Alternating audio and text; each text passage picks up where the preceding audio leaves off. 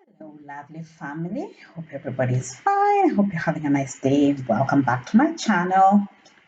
I weighed myself today, and the one thing I adore is just how much I am actually seriously losing weight.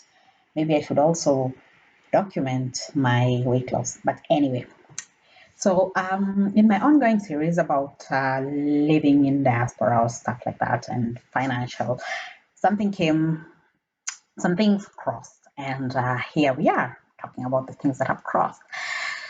So I've been seeing a lot of questions on social media, people asking about how to invest back home when you live in the diaspora. So almost everybody who has lived abroad for a long time and worked abroad has some have good stories, some have sad stories, but you hear quite a lot of very disheartening things that happen to people when they're abroad. They work hard, they send money back home, and then the money gets misused. The projects they wanted to do don't get done. Basically, they just get let down by family and friends. Sometimes even they trust lawyers who still don't do things that as they're supposed to. Now, the good thing is quite a number of institutions have actually made it easier for diaspora people to be able to invest back home, and they do love they actually deal with you directly. I remember one time when I needed to open a bank account and I contacted Cooperative Bank. They have not paid for this card, but there were some banks that I contacted and they wanted me to fill in the forms, send them by DHL, do I don't know what, very long processes, or physically be there. I contacted Cooperative Bank and I was able to do everything online. And I absolutely and I was able to get everything done within days, 3 or 4 days, everything was done. It was really exciting for me, and that was just amazing. I'm able to operate the bank account online. I'm able to send money. I'm able to receive money. Everything is just ready and done. So that helped me. I did not have to involve anybody. Same thing with when I was looking for a SACCO, same thing happened. I was able to get into a place where a SACCO could help, that I could open a SACCO and put it together. Now, I am not saying that I've not made mistakes. To be honest, the money that I have lost before I finally decided that if I can't do something by myself, I'm not doing it, is phenomenal. I have spent so much money.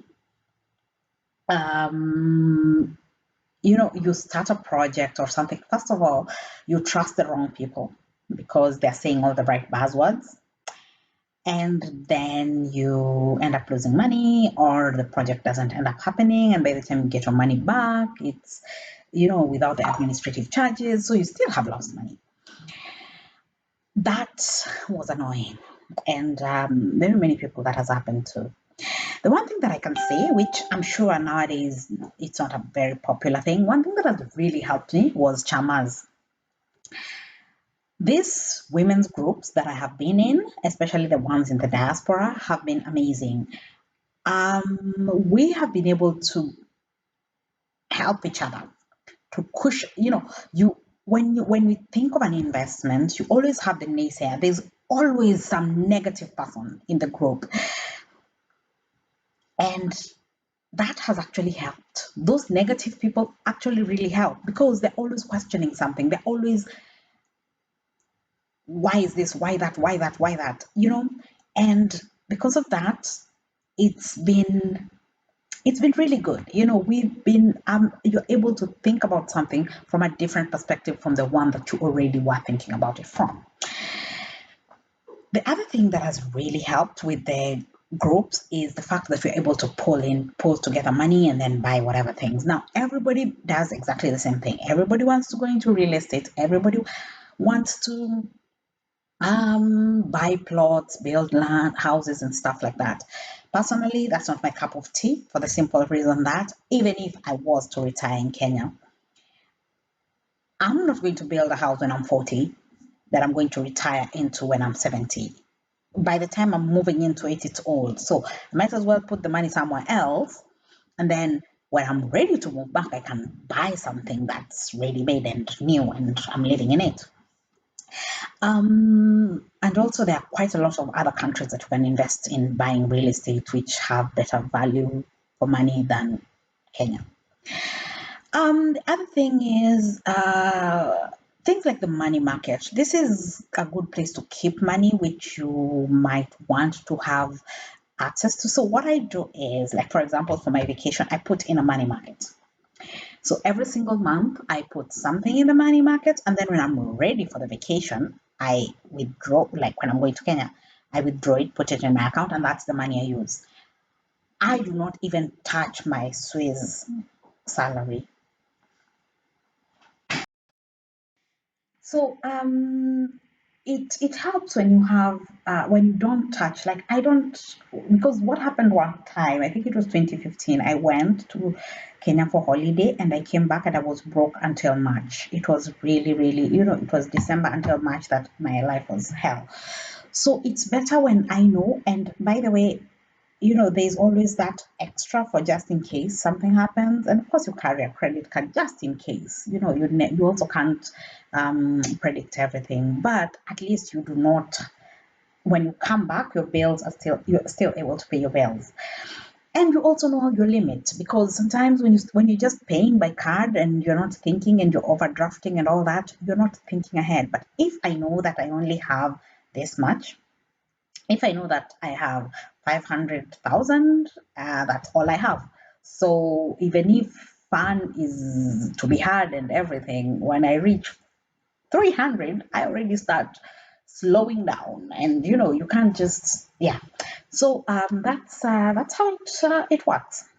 Okay, the other thing is not all relatives are bad, and not all friends are bad. Sometimes maybe you can just, if you do have somebody that you can trust, go ahead, trust them, use them, because some people on the ground actually know things or can tell you more things.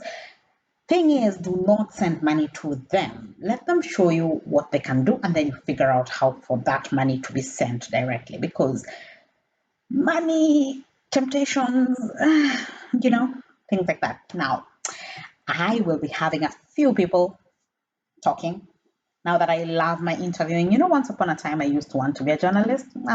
I guess I'm trying my journalistic side. I'm going to have a few people. One who is very special to me. We've done a lot of investments together, and we have been conned together. We have cried together. We we have seriously gone through hell with this lady. We started from knowing absolutely nothing about investment. We had all been in the diaspora for a while, and we were like, why don't we have anything? How is everybody doing it? And we started like that, and we got curious, and now we actually do give people advice. And I think we should start charging, because so many people are coming to us for advice and not getting. I'm going to suggest that to her. We should start a consultation service. Anyway, so that's one thing. I will have her in the. Her name is Tina, and I'm going to have her in one of the next videos. And then we're going to have some of these companies that deal with diaspora investments. I'm going to have somebody explain to us what the money market is in Kenya, and then life can continue after that.